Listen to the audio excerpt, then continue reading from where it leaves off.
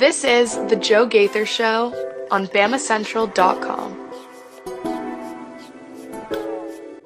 It's just you and me right here on The Joe Gaither Show. We're live here at SEC Media Days. Can you see it down below us? We are on the top floor, Radio Row, trying to fit in with all the other radio cronies. This is The Joe Gaither Show on Bama Central, BamaCentral.com. Out of the hotel into the College Football Hall of Fame. Hey, we're official now, right? Absolutely. Follow Theo Fernandez at Theo Fernandez _. He's got all kinds of great tweets. Theo's, man, you've been doing such a good job listening to the coaches and banging out their quotes real fast. I'm not good at that. Do you have an Otter? Are you using an app that transcribes it and copying and pasting? Because I've seen that technique, but I don't have the same software on my phone or on my computer. I got the best app ever created right here. You listen, you pick out, you find a place where it gets good. You remember as much as you can, you type, and then you go until you can't anymore. That's all I've been doing. Now, if people are actually reading the tweets, it would make it a lot more fun. But you know what? I did a lot of work on X. I've been trying to get a lot of views, and I post 20-second, poor quality video of DeBoer walking up with the Alabama in the background. It's my second most liked tweet ever. That is how that machine works. But it's fun. It's fun to get those out, and I've gotten some good responses from people because we want to keep you all informed on everything that's happening because there's so much cool stuff that goes on right below us where all the magic happens. Let's get a temperature check on you, Theo. This was your first SEC Media Days. We are now really at the conclusion of day number 3. Man, are you feeling okay? How are you feeling? 3 days, 4, 8, 12 teams down, 4 more tomorrow. Where's Theo Fernandez, 1 to 10? How are you feeling? Dude, this was a blast. For the way it started, feeling sick to where I am right now, man, this is about as good as it could have gone. I'm going to give it a 9.5. I've had the time of my life here these 3 days. It is really a blast. It's the who's who of media, so you get to rub shoulders with a lot of people, shake a lot of hands this morning. Just casually turn around and there's Paul Feinbaum walking behind you. Have you spoke to him yet? I've not, but I will make sure to do that tomorrow. Do that. Catch him in a break moment. Last year I did it. Super, super nice. Now that hasn't turned into anything, of work needs, but he was very, very nice last year, and I know he'll stop and talk to you. Just any time he'll be happy to speak with you. Our old colleague Austin Hannon used to go on a show, BamaCentral.com, so that might be a way for you to become a regular guest on the Paul Feinbaum show. They let the Crimson White people do it because that's how journalists. That's how they got Austin started. Yeah, it's a sore subject with me, Henry Sklar. We're like, come on, man, we passed the Crimson White. Not to diss them. We don't diss any media. But yeah, they get a lot of great opportunities to go beyond that. Absolutely. We're here on, what day is it? Wednesday. We don't care what day it is. It's Alabama Day. It's Alabama Day. Kalen DeBoer walking through the car wash, talking to everybody. We got a little bit of chance. I got a little bit of time with him in a scrum style. You're seeing that on my Twitter right now where I asked him about the specialist. I told you guys that was one of my biggest questions.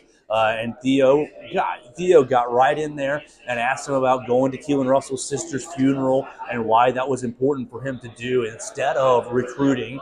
Because I think that Kalen DeBoer is really laying the foundation of a family-type program. Everybody goes around, we're a family, we're a work family, but I think Kalen DeBoer is really living it. And just to set aside the really high-level need of recruiting and opt to go to Keelan Russell's sister's funeral. Coach DeBoer highlighted a lot of the players that went to the funeral as well and what Keelan means to the program, not only as just a superstar quarterback, future superstar quarterback, but as a person. I think that really this year compared to last year with Coach DeBoer, Coach seemed a lot more comfortable in his role as the Alabama head coach. What was your initial takeaway? So we had that time with him up here before the main media. Then he goes downstairs, and both of us also got a good little question in also. So great job, 2 for 2 in our opportunity to talk to Coach DeBoer. And none of those questions were about the quarterbacks. Thank you. I could give you so many cookies. You want me to buy pizza tonight when we're at the hotel? Hey, we've been eating the media day hot dogs. I'm very satisfied. I'm eating good today. What was your initial takeaway from Coach DeBoer? We heard a lot from him. Look, I think that he seems, and I wasn't here last year, I didn't hear him talk here, but I did hear him talk throughout the season, and he just seems so much more comfortable. It seems so much more natural for him this year. And then you look at some of the stuff the players said too, like Tim Keenan talked about, and Caden Proctor did as well, about the team being way more bought in to DeBoer now. Not that they weren't last year, but that everyone who's here knows exactly what's coming and they're all ready for it. And you look at, like when I asked DeBoer about going to the funeral, it's not like there's nothing to defend there. It's second nature to do that. That's what a coach like him That's what a human does for his players. Mm-hmm. Right, and he is human in every way. And not that other coaches aren't, but DeBoer is really running the program the right way, and this was just a reinforcement of that fact that people in Tuscaloosa have known for a couple months now. Yeah, so I'm going to get to your last comment before your answer. We didn't ask any quarterback questions. There were obviously quarterback questions asked, but you got the same exact answers that we got at the end of the spring. Nothing has changed from when Ty Simpson was, if we play a game tomorrow, he's the starter. Nothing's changed since then. The only thing that's happened between spring camp, 8A ending, and now, which is what, 3.5 months, roughly, is more time for Ty Simpson to ingratiate himself as the leader of the team. They haven't done any real practice. Obviously, they're throwing, they're getting warmed up, they're getting timing and chemistry down, but it's not been official practice. I was not surprised by the quarterback questions, but I rolled my eyes at every single one of them. And then I tweeted out that they were pointless. Yeah. I said, it might be me being a fuddy-duddy, but they're pointless at the moment. Like, you didn't bring Ty Simpson here because you still want him to go out there and earn it, and you don't really want him to get all kinds of questions, just that you get at SEC Media Day. But I think that Ty is still the guy, and I think that he's the guy until he can't be. And I would agree with that. And I would also, we've talked about this obviously numerous times on the podcast, as I know you have with Mason as well, but I would say that while, yes, technically speaking, there's a world in which maybe Ty Simpson, things fall apart over the next couple weeks once they start practicing, I think the chances of that happening are so much lower now than they were a few months ago. Like, every single thing you hear, whether it's, the team posting a picture and, it's Ty Simpson taking all the guys out hunting, or whether it's when you hear... I didn't see him in that picture. Yeah, was he not in that picture? I couldn't see anybody in that picture. I was told he was in that picture. Maybe this is just a false flag, but I thought he was in that. I'm making a dumb camo joke. The whole team was wearing different shades of camo. My girlfriend hates that joke. I make it every time she wears camo. Where'd you go? I think I hate that joke too. I think that one needs to stay on the back burner. I think your girlfriend is very right on that take. However, with that being said, Ty Simpson, he was right there in the middle. I'm teasing. Right there in the middle. Man. With his camo shirt and camo pants. I couldn't see him. I'm going to wear camo one day to this recording.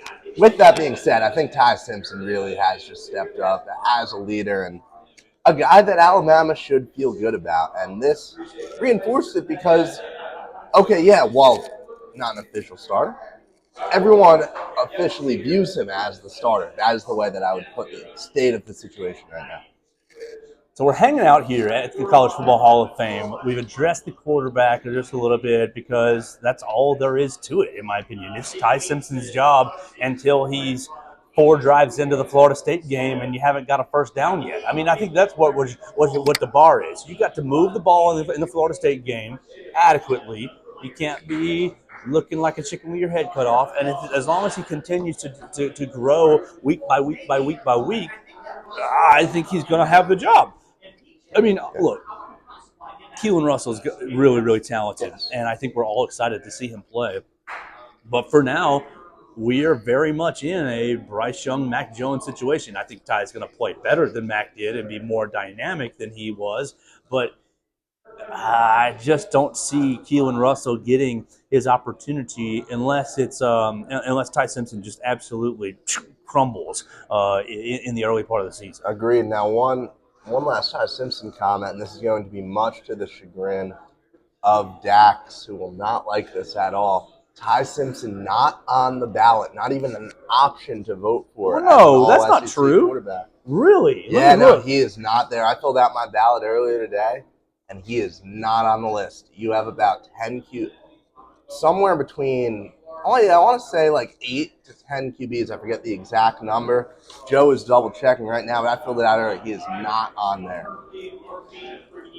Now, I don't believe you. The SEC ballots, they were interesting. There were a lot of Bama guys represented. A lot of Bama guys will receive votes, and I will say those ballots were very fun to fill out, as Joe still does not believe me and is going to fact check me right now. There is no Ty Simpson on this list.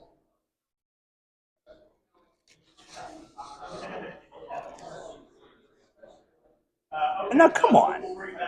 Now, He's going to be better than Diego Pavia. He's going to be better than Blake Chapin. I can't believe they're going to put Austin Simmons on the list. Is this just because these are the quarterbacks that we know are starters? Oh, yeah. But you can only vote for 2, right? You rank 3. Three. Okay, so Arch Manning, and Arch Manning. I went Arch Manning, then Arch Manning, and then Sellers, top 3. The ballots are fun. I'll be posting my ballot on social media at some point. I do want to see your ballot, and I need to do mine tonight before we go to sleep. I think they're due tomorrow, right? Yeah, they're due tomorrow night. One of the guys who I did vote for on the ballot, not to take control. Go, please. Really, one of the more impressive things from me today was Tim Keenan, and just the way he spoke and the way that he has so clearly emerged as the main leader of this defense and maybe even the team as a whole. Because I'm in the process of writing an article about him as we speak, so it's all fresh in my mind. But he really just the respect that he has. First of all, from Coach DeBoer, who called him the spiritual leader of the team. And then secondly, from his teammates who have all sung his praises in the past. And then just hearing the composure he has when he speaks and the faith-driven attitude to everything that he does. He's the perfect. I cannot think of a better guy I would rather have leading my football team than Tim Keenan. Another fascinating thing, he announced earlier, it was posted out on X, donated a portion of his NIL salary to the church he goes to. Already doing that, already stepping up in the community. Talked about the legacy he wants to leave. Wants to be a good football player, but wants to be remembered as a guy who was always there, helping others and leaving an impact on the community. And he's going to be a beast on the field this year. I'm a big Tim Keenan fan. I don't know that he will put the numbers up that you equate to an all-SEC defensive lineman, but I think James Smith will. Yeah, I think James Smith will. I think Tim Keenan is going to be a really quality defensive lineman this year, but it's probably more suited for that Nick Saban style. When I spoke to him today, I asked him about the differences between Coach Saban and Kane Womack, schematically speaking. And he said, yeah, obviously 2 gap to 1 gap. And I asked him about challenges. It was a challenge. But he said, if you're in the NFL, you're going to need to learn and show that you can operate in multiple different schematic ways so that you can be useful to all 32 teams. And obviously defensive coordinators come and go and packages come and go. So he wants to show teams that it doesn't matter. He's not just a straight up nose tackle who sits there, punches the center and doubles up the A gap. I think that Tim Keenan is going to be a really quality player this season. I'm standing by the comparison I've made now multiple times on the show. Dalvin Tomlinson. Yeah. I'm standing by that comparison. I think he can have that kind of impact both on the field and that kind of rise in the draft prospect. Second round draft pick. Was a second rounder in New York. New York Giants, terrible. He was a very good player for us, though, before going to Minnesota. Would love Tim Keenan on my Giants. Oh, man, I would love Tim Keenan on my Bears, absolutely, especially right there in the middle. What do you want to talk about the rest of this? We're only going to go about 15, 20 more minutes, and I'm going to stack one of my interviews that I did. I'm either going to throw Michael Bronner on the back end or Wyatt Fulton on the back end because I talked to both those guys in the last 2 days. I did get one-on-one, about 5-6 minutes with both Tim Keenan, Deontay Lawson, and Caden Proctor. I think that Caden Proctor. I think Caden Proctor gave me something viral. Really? What'd he say? Well, I opened him up asking, "Oh, tell me your relationship with Wilkin Formby." That's my guy. Got really complimentary. We're alike, a lot of really great friends. And I said, "How much taco casa could y'all put down in a sitting?" And he bit hard. He bit really hard and went, 3 taco burgers, 4 enchiladas, 5 this, 8 that. And I'm thinking, yes, give it to me, man. And so here in a little bit, I am going to clip that part out and put it on the social medias. We'll tag Taco Casa and that, try to get a little traction going right there. But what stood out to you today from the Alabama day? Because really, the guys did a good job not making headlines. Coach DeBoer didn't really make any headlines. The 3 players didn't really make any headlines. You got 2 things to me, and let's see what you bite on right here. Coach DeBoer, we asked him about 8 or 9 game conference schedule, and we wrote this on BamaCentral.com. Yes. And he first opened up very diplomatically. Oh, that's above me. That decision is above my pay grade, really referencing Greg Byrne and the Alabama administration. But at the end of his answer, he basically more or less said, I'm all in favor of competition, and adding another conference game helps us do that. Thought that was one of the more profound things he said all day. Yeah, and while it's not a out and out, I want to play 9 games. It's not. He didn't really jump to the position and then hang out there on the limb. But I do think his little branch, hanging on a vine, did swing more to the 9 games rather than 8. Now Alabama has a lot of great non-conference games coming up. Notre Dame, Ohio State, West Virginia, Arizona, Minnesota, all on their list. Boston College, Georgia Tech. Over the next decade, Alabama fans and us as a media contingent are going to see some of the greatest places in college football.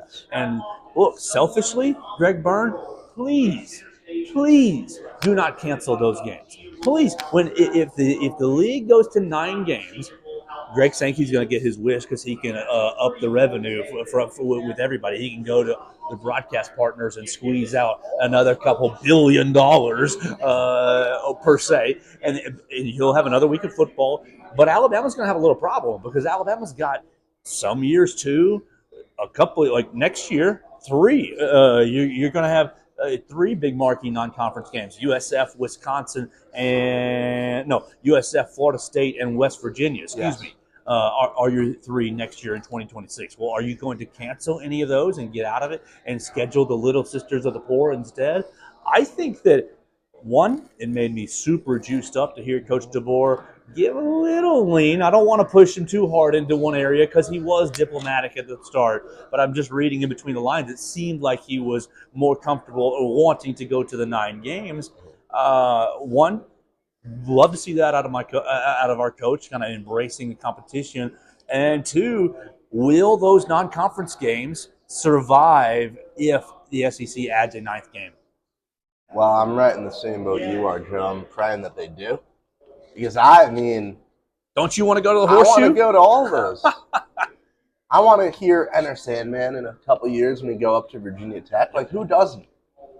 And I think these games are awesome for the sport. I think they're incredible. And I think the fact that we're even in a position where we have to have this debate and where it's been a genuine talking point all week from the time that Sankey gave his introduction at the beginning, 9 a.m. Monday, through now. And we know it'll continue into tomorrow. Where most of the coaches have, at least 7 or 8 of them have been asked about it. I don't even like that we're in this position. I think that, I get it. Soy boy Shane Beamers didn't want to go to 9 games. He did not want to go to 9 games. Look, to an extent, I get it. I get it. You go out, you play Clemson every year. It's a rivalry game. And I get that making the college football playoff is how success is measured.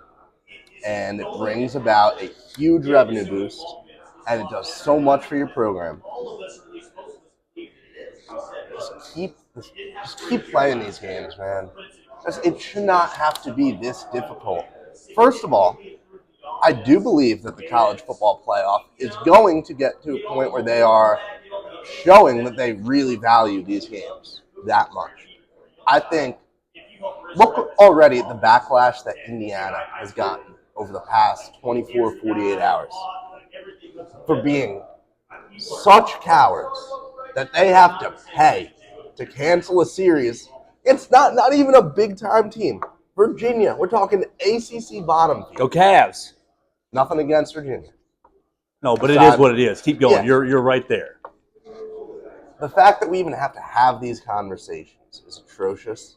And we just really need to get to a point where schools realize the benefits to playing these games, and the committee needs to reward schools for playing this game. That is what is going to keep interest in this sport at such a high. Look at how fed up some fans are already with all the changes that are happening. How much worse is it going to get if we start canceling non-conference games? If Alabama says, 3 bye games every year. No, do not do it. Just buckle up, play these games, suffer losses, and you know what? If that leads to us maybe having a 4-loss team in the college football playoff, I don't care. I would rather a team go out, play a ton of tough games, lose a couple of them, as a school should, and still be rewarded for that, than everyone just trying to coast to, a perfect non-conference record and trying to get away with playing the lightest schedules ever. It makes no sense that this is the debate we have to have, and I really hope that it does not go the opposite direction. I mean, the sport is about manliness, is about toughness, is about who's harder, who's bigger, who's stronger, and so the schedule should reflect that. And the 12-team playoff, one of the biggest draws to this. One, obviously getting more playoff games. The other one was that this was supposed to enable schools to play these games more. It was supposed to make it okay to lose a game or two in the regular season. Now we're just at the same exact spot where now the SEC wants its guaranteed spots just so its schools can go play games. No, there are 12 playoff spots. Play the games. Come on. I'm getting fired up just talking about it. I love it. We love Theo Fernandez getting fired up. You can follow Theo Fernandez at Theo Fernandez _. He's been riding his fingers off the last 3 days for BamaCentral.com, Missouri Tigers on SI, Vanderbilt Commodores on SI. Let's move to the other comment that there were no real headlines for Alabama, but the other comment that really kind of made headlines was from Deontay Lawson and Tim Keenan, and it seemed like they were both on the same page when asked about Thomas Castellanos. Oh, y'all don't have Nick Saban to save you, blah, blah, blah, blah, blah. Deontay Lawson and Tim Keenan essentially both echoed the same sentiment. All disrespect will be answered. Is that what it said? Is that what he said? All disrespect. I'm pulling up, right? Disrespect will be addressed. Addressed. There we go. Excuse me. Don't want to misquote him. All disrespect will be addressed. Dun, dun, dun. 44 days until kickoff right down there in Tallahassee. I don't know if what I saw was a fake quote from Castellanos. One of my Florida State friends sent me a screenshot basically saying, oh, no, those guys were 2-10 last year. I was just trying to instill confidence in them. Look, Well, no, direct quote, just had to install some confidence. He said that to Isaiah Horton today. Right, okay, perfect. That was part of that response. Because Cam Ward, old Miami quarterback, was throwing with Isaiah Horton and Thomas Castellanos, and basically Cam Ward made Castellanos say, go tell him to his face what you're talking about. And that was Castellanos' excuse. Them boys were 2-10 last year. I was just trying to instill some confidence in those guys. Not the way to do it. Not the way to do it, in my opinion. And look, you said they were 2-10 last year. Well, you were benched from a 7-6 football team. I'm not really sure if poking the bear is what you want to do, but consider the bear sufficiently poked. You got the most Alabama-esque response today by them saying all disrespect will be addressed. They didn't really even elaborate. They just kind of kept it at that. Theo, what do you think about the season opener and the defense's attitude going into Doak Campbell Stadium. Well, we finished talking about how we really think Tim Keenan's a great guy, but I would not want him angry at me while he's trying to rush me in the pocket, man. I would be scared. And then LT Overton, like, those hits are going to hurt, man. I would be scared if I'm FSU. And it makes no sense. And to me, we talked a lot earlier in the week about Vanderbilt and about comments made by Diego Pavia. This feels so much different to me because Vanderbilt has something to back it up off of. You beat Alabama. You took Texas to the brink. You're off one of the best seasons you've had in recent memory. FSU, you're a QB who got benched by a mid-tier ACC school, and you're at a team coming off a 2-win season, and this is how you're talking to one of the most dominant programs in the nation. It just doesn't make sense. FSU, I think, is digging themselves into a hole that they're going to regret, and we all remember just the attitude social media had towards that FSU team, and I cannot imagine how horrible it had to be as an FSU fan, like trying to open social media at any point this season. All that Castellanos is doing right now is ensuring that if the game goes the way most people think it will week 1, it's going to be another miserable experience for Florida State's whole program in the aftermath of that game. Theo, how many colognes do you have in your closet? I do not have 150 like Hayden Proctor does. I thought he said 170. Maybe. Oof. Yeah.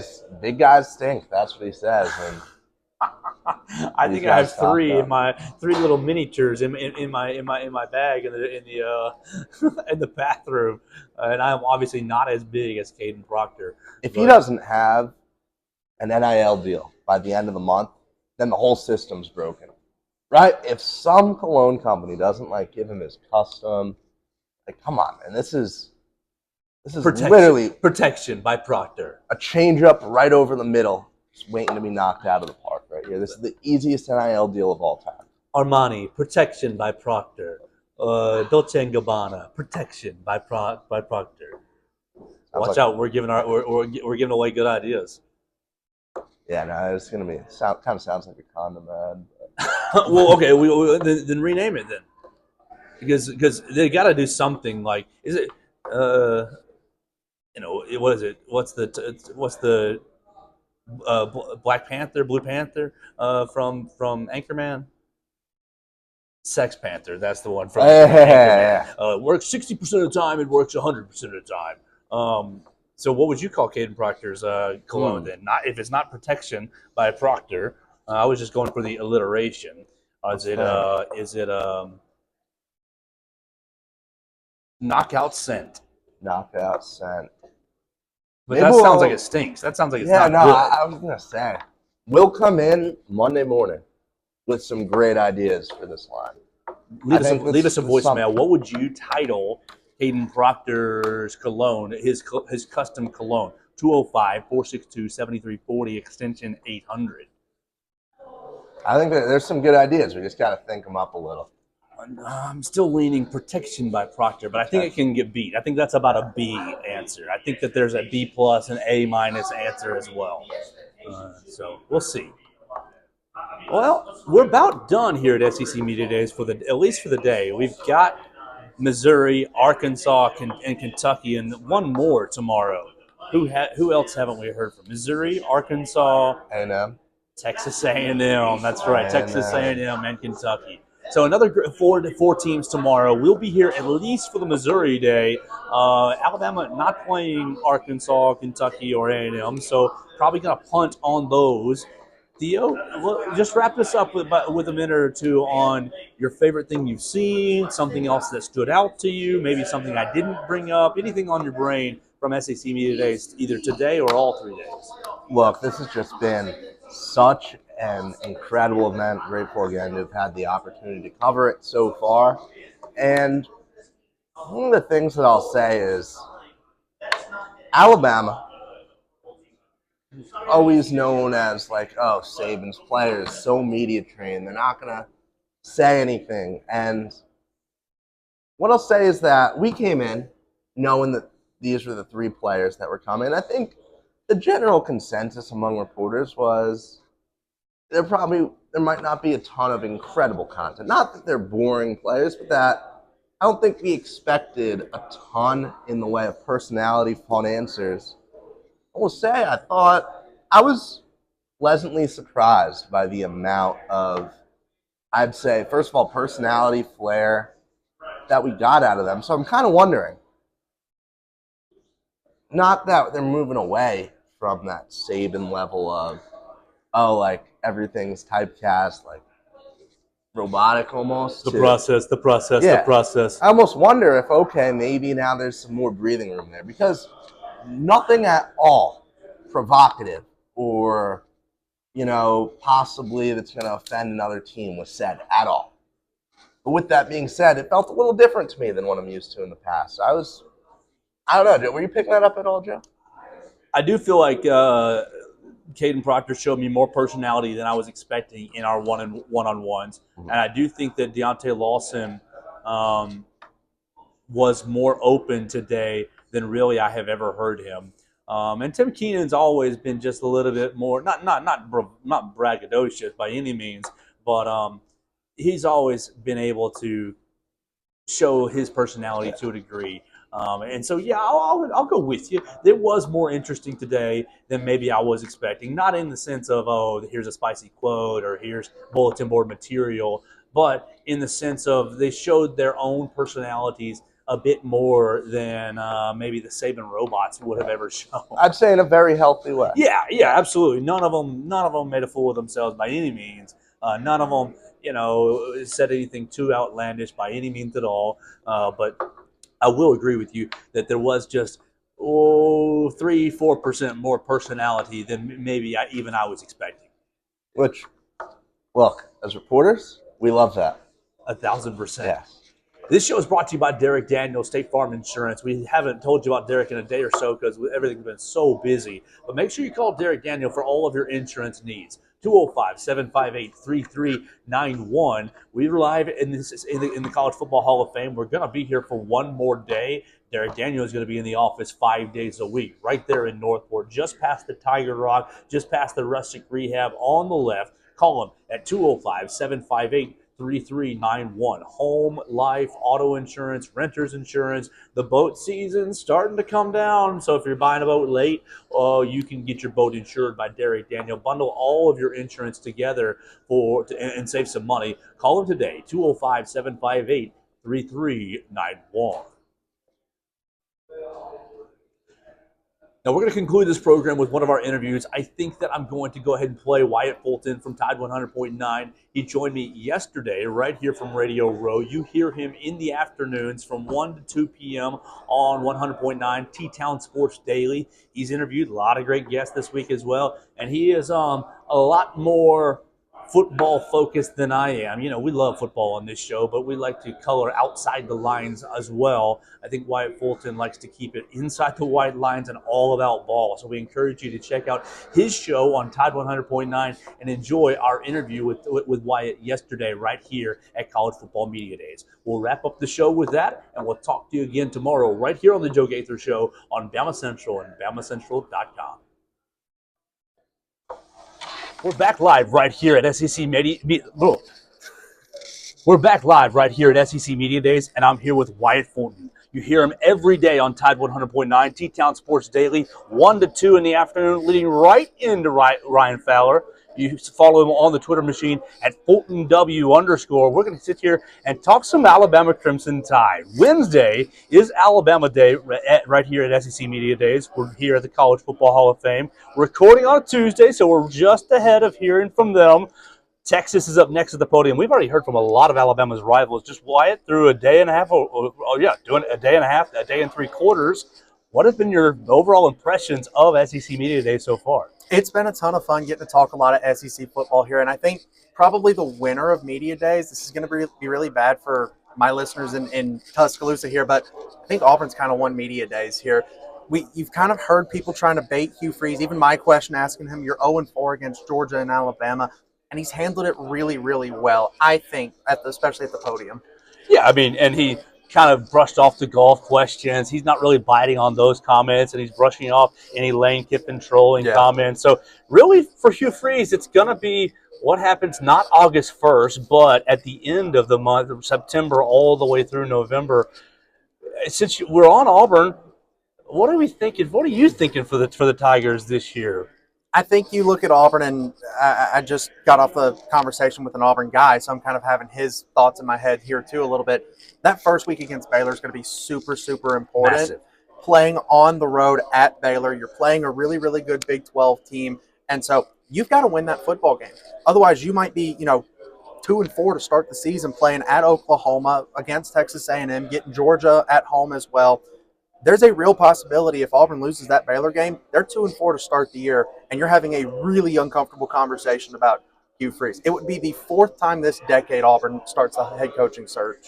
Oh, my goodness. And Auburn doesn't need that. I mean, obviously, for our perspectives, we're all really looking at things through the Alabama lens, and it's better when Alabama's on top of the rivalry. But it's also better when the rivalry's good, when the rivalry's competitive, when that last weekend is kind of stressful. It's definitely a lot of fun. I always say college football is a lot more fun when rivalry week is really, really interesting. So when you get, USC Notre Dame and they're having their big fight, you're having, the game between Ohio State and Michigan. Of course, nothing beats the Iron Bowl between Alabama and Auburn. So when those games are fun, when they're interesting, especially when you get down, on the plane, start getting kind of that Tiger voodoo once it turns into a night game late in the fourth quarter, those are the really, really interesting ones. So from an Alabama perspective, yeah, it's fun to watch Auburn be really, really bad. But from I'll say a media perspective and a college football fan perspective, college football's even better when the Iron Bowl's super entertaining.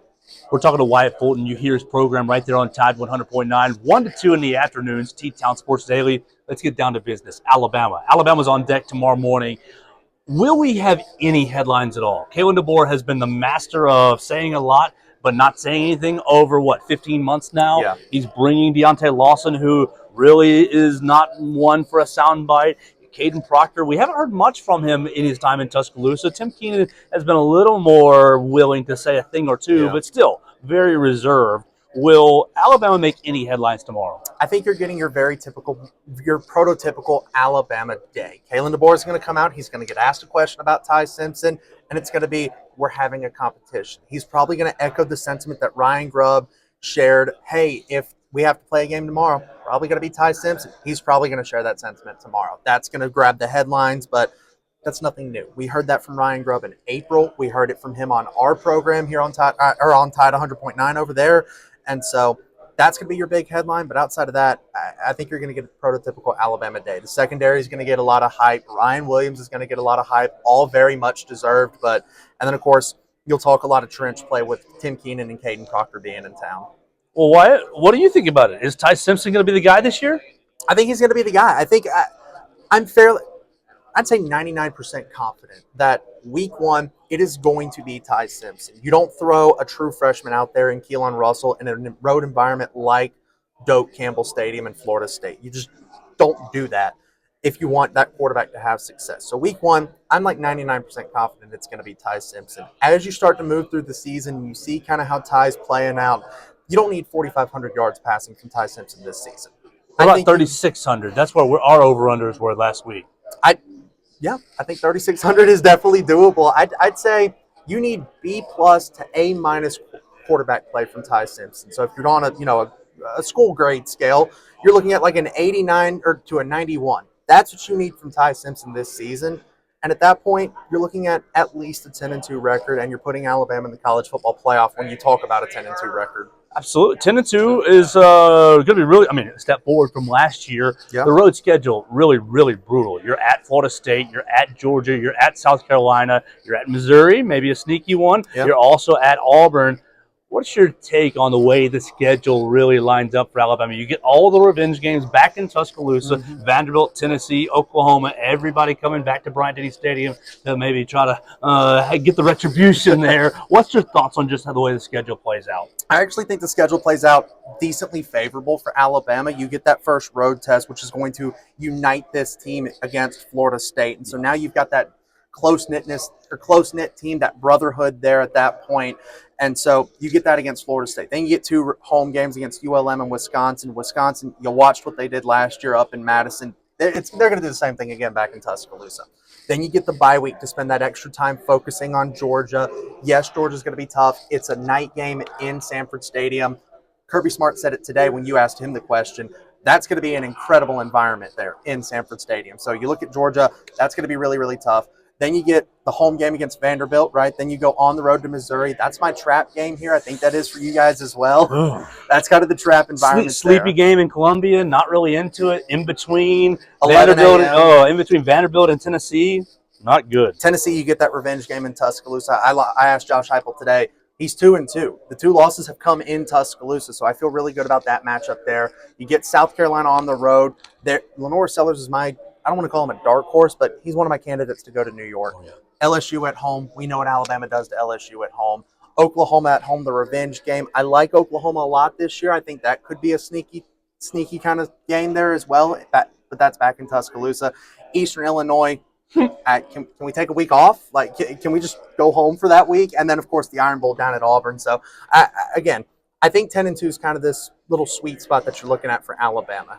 All right, so let's say it goes wrong. It's not 10-2. It's 8-4 instead. Mm-hmm. Why? First off, it's 3 big road trips. It's at Georgia, it's at South Carolina, and it's on the road at Auburn. Maybe Georgia, we talk about offensive line play with Georgia losing Jared Wilson, Dylan Fairchild, and Tate Ratledge. Maybe that offensive line takes that next step, and they're able to run the ball super effectively against Alabama. South Carolina, I know as much as we love to talk about Kane Womack and his defensive scheme, mobile quarterbacks gave him problems last year. It's tough. So you look at Lenore Sellers and you say, okay, that was that. Maybe Auburn has that, 8-4 type of season where, you look at them and say, all right, they beat Baylor, they beat, Ball State, South Alabama, and then lose the 4 biggest games of their year. But that's still 8-4 for Auburn. And then it's just maybe it's a sleeper game somewhere in there. Missouri once again. Maybe it's Oklahoma coming in with John Mateer and Jaden Ott and bringing in Ben Arbuckle from Washington State as well. Yeah, we're hanging out with Wyatt Fulton. Let's make it more specific to Alabama for what went wrong, or what might go wrong, excuse me. What's your biggest concern for the team? Position or depth or maybe anything? What is your concern for this Crimson Tide team? Last year at this time, we were all talking secondary. That proved to be unfounded. The secondary was really strong. What are we thinking is the concern for the Crimson Tide? For me, I'm going to remove the quarterback position because that's the big question mark, right? So not talking quarterbacks here. It's the run game. We think that this run game is going to be really, really good, but you kind of seen some struggles from Jam Miller. Richard Young doesn't really have the reps to kind of know what Richard Young is going to be. Same thing with Daniel Hill and A.K. Deere, Dre Washington.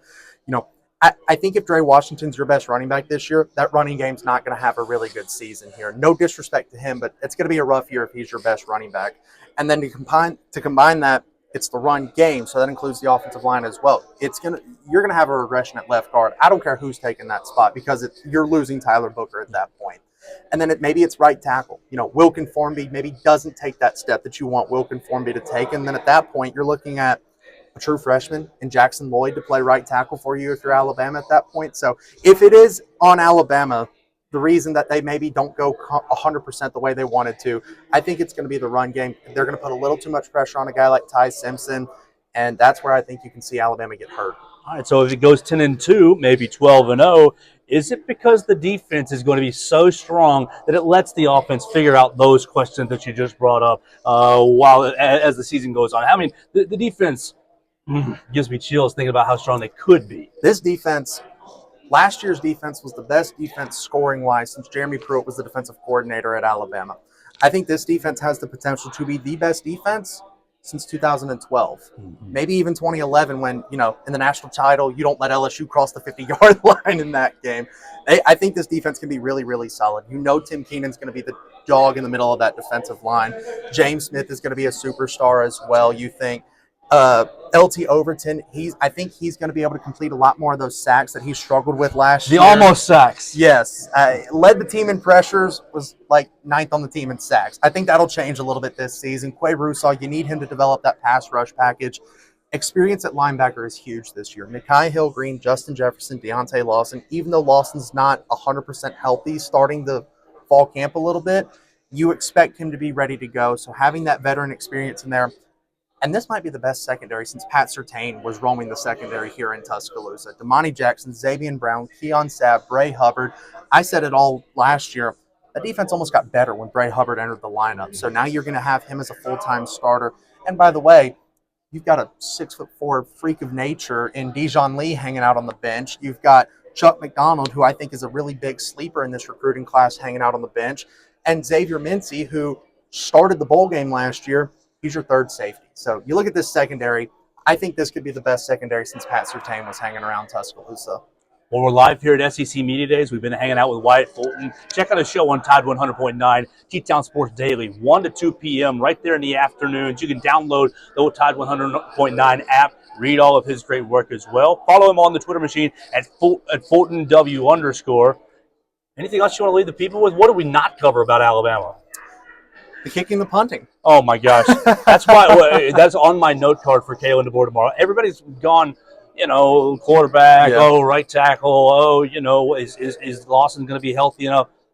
You're losing really your entire special teams unit. Yeah. Nealon Hibbett, James Burnup, Graham Nicholson, all out of eligibility from last year. And in the case of Nealon Hibbett and James Burnup, 2 All-American candidates on special teams. And so you're having to replace those guys. That's going to be really, really big for Alabama.